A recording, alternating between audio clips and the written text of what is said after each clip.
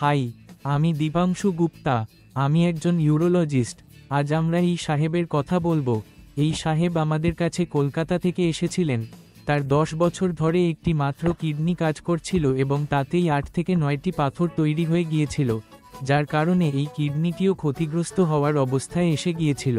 তিনি 5 ডাক্তারের কাছ থেকে প্রত্যাখ্যাত হয়ে আমাদের কাছে এসেছিলেন, কারণ সমস্ত ডাক্তার বলেছিলেন যে অপারেশন করলে ডায়ালাইসিসও করতে হতে পারে।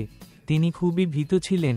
তিনি আমাদের কাছে এসেছিলেন এবং ডাক্তাররা বলছিলেন যে তার একটি মাত্র কিডনি ভালোভাবে কাজ করছে, তার একটি মাত্র কিডনি কাজ করছে এবং তার মধ্যে এত বড় বড় পাথর তৈরি হয়েছে। ডায়ালাইসিস হবে, এটা হবে, একদম ভয় দেখিয়ে দিয়েছিল। আমরা বললাম ছেড়ে দিন, এভাবে করাবো না।